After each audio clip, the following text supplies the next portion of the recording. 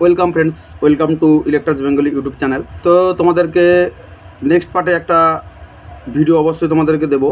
তো টপিকটা থাকবে অ্যাকচুয়ালি গ্রাফিক ইকুয়ালাইজারের ওপরে।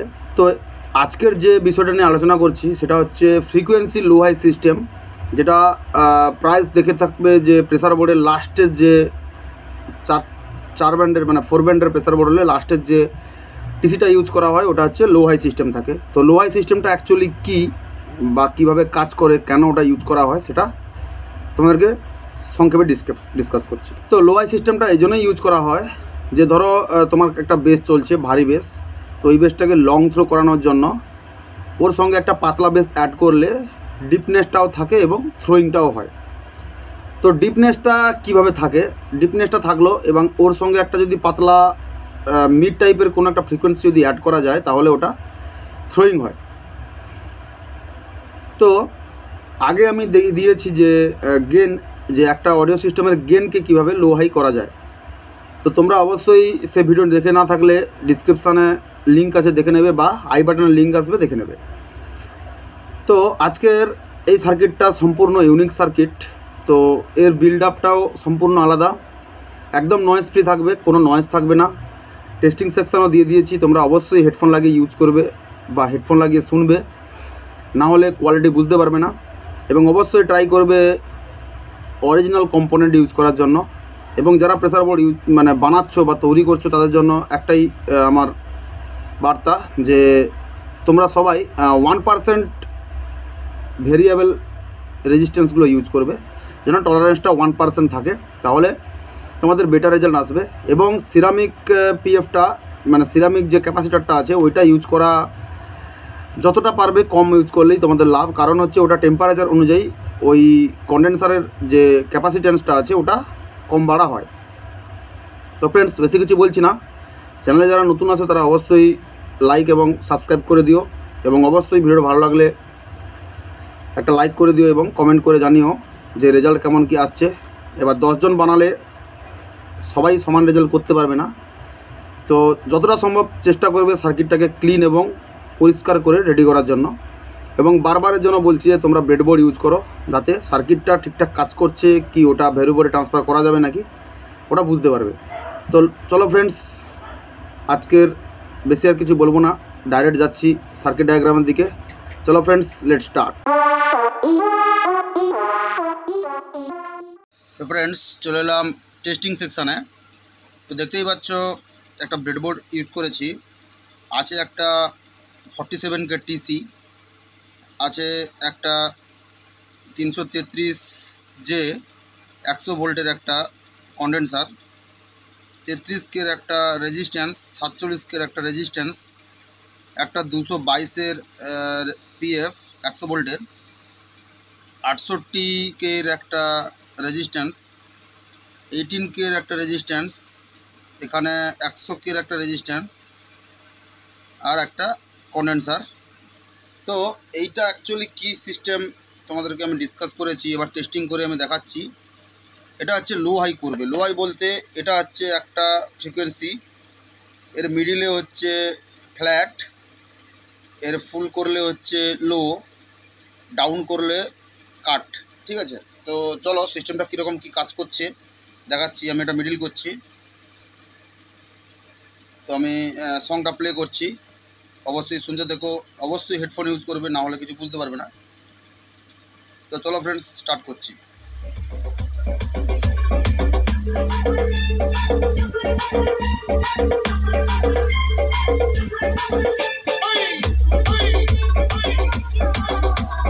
একটা পাঞ্চি স্ট্রোক আছে, এবার আমি ফ্রিকোয়েন্সিটাকে কাট করছি।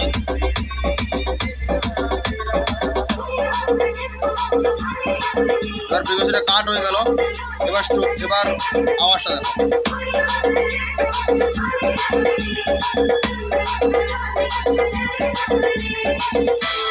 Remix.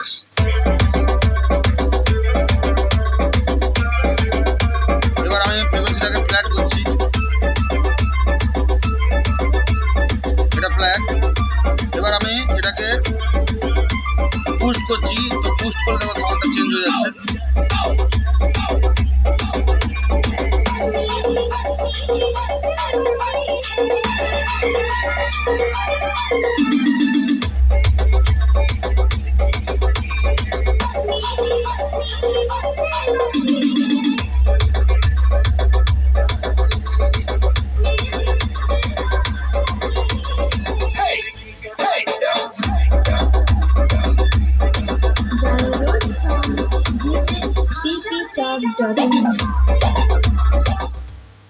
তোমরা দেখতেই পেলে এটা হচ্ছে ডুয়েল সাইডের ডুয়েল ব্যান্ডের একটা, এটা হচ্ছে সমস্ত সার্কিটের লাস্ট সেকশন যে লো হাইট থাকে এটাই হচ্ছে তার গোপন সার্কিট।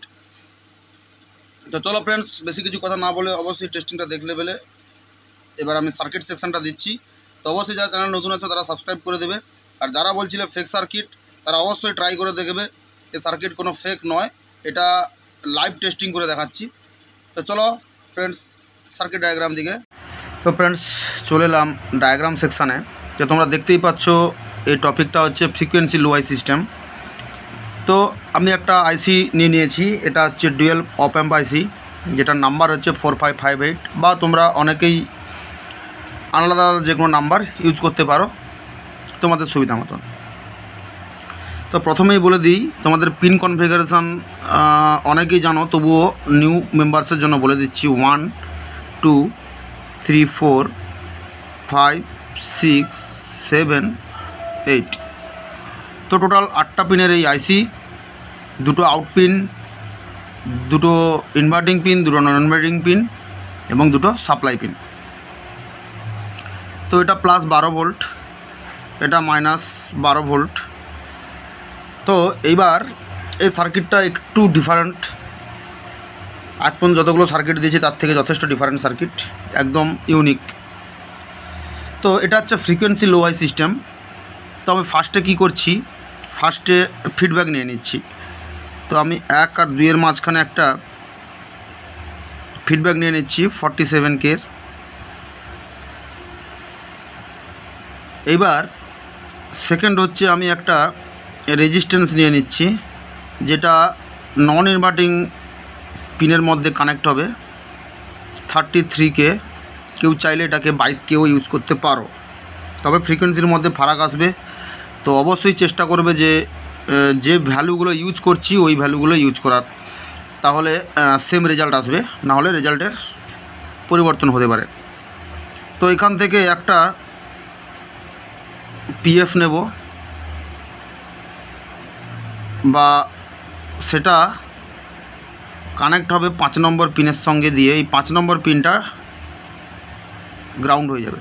পিএফের মানটা বলছি, ওটার ওপরে ক্যালকুলেশান আছে। তো এবার সেম 6 আর 7-এর মাঝখানে একটা ফিডব্যাক নিয়ে নিচ্ছি, এটা হচ্ছে 100K থাকছে। একটা ইন রেজিস্ট্যান্স, এটা রাখছে 10K। একটা আউট কন্ডেন্সার,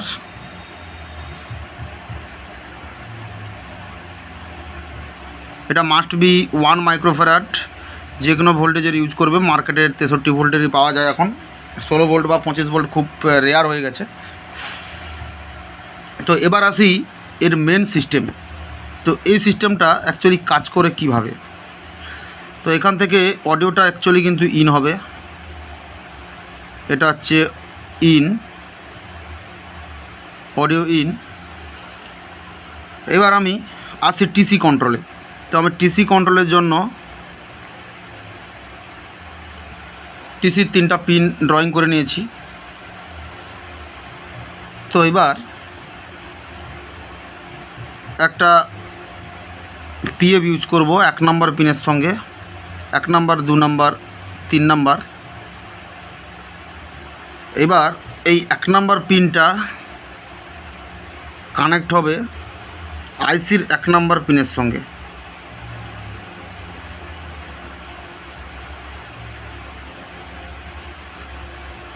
দেখতেই পাচ্ছ আইসির 1 নম্বর পিনের সঙ্গে কানেক্ট করে দিলাম। আইসির 2 নম্বর পিন, এটা কানেক্ট হবে আইসির 3 নম্বর পিন। আইসি বলছি, ওটা হচ্ছে টিসির 3 নম্বর পিনের সঙ্গে কানেক্ট হবে।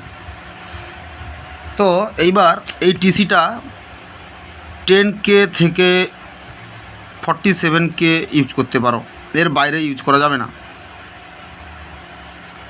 তো এবার এই যে 2 নম্বর পিনটা মানে টিসির মিডল পিনটা, ওটা চলে যাচ্ছে ডাইরেক্টলি এখানে যে 10K দিয়ে ইন আছে এই ইনের সঙ্গে কন্ট্যাক্ট হয়ে যাবে।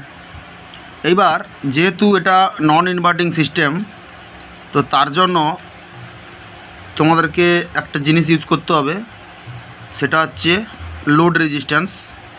তো লোড রেজিস্ট্যান্সটা কোথায় ইউজ করবে? তো এখান থেকে একটা রেজিস্ট্যান্স ইউজ করতে হবে যেটা গ্রাউন্ড থাকবে। এটা 68K মাস্ট বি ইনের পরে ইউজ করবে, 33K এর পরে ইউজ করবে না, তাহলে ফ্রিকোয়েন্সিটা কাট হবে না। তো এটা হচ্ছে কাট এ সাইডটা, আর এই সাইডটা হচ্ছে বুস্ট। এটা মাথায় রাখবে। আর মিডিল করলে কিন্তু সেন্টার আসবে, দুটো মিক্স আসবে। তো এটা একটু ভিন্ন ধরনের। তো এবার বলে দিই, এই যে পিএফটা এইটা ইউজ করবে 222 100 ভোল্টের, এটা ইউজ করবে 333 100 ভোল্টের। তো মাস্ট বি 100 ভোল্টের ইউজ করবে, না হলে কিন্তু তোমাদের সমস্যা হতে পারে। এবার সিরামিক ইউজ করবে না, সিরামিক ইউজ করবে না তার একটাই কারণ যে সিরামিক টেম্পারেচার অনুযায়ী ওর ক্যাপাসিটিভিটি চেঞ্জ হয়। তো ফ্রেন্ডস, এটাই টোটাল সার্কিট। তোমরা অবশ্যই ভিডিওটা পুরো দেখবে, না দেখলে তোমাদেরই লস। তো চলো ফ্রেন্ডস, সবাই ভালো থাকবে। আজকের মতন এইটুকুই। নেক্সট ভিডিওতে গ্রাফিক ইকুয়ালাইজার নিয়ে আলোচনা করা হবে। গেন লো হাই, আজকে দিলাম ফ্রিকোয়েন্সি লো হাই। তো বাই বাই ফ্রেন্ডস। অবশ্যই চ্যানেল নতুন থাকলে সাবস্ক্রাইব করে দেবে এবং ভিডিও ভালো লাগলে অবশ্যই লাইক করে দেবে। অবশ্যই ট্রাই করে কমেন্টে জানাবে রেজাল্ট কেমন আসছে।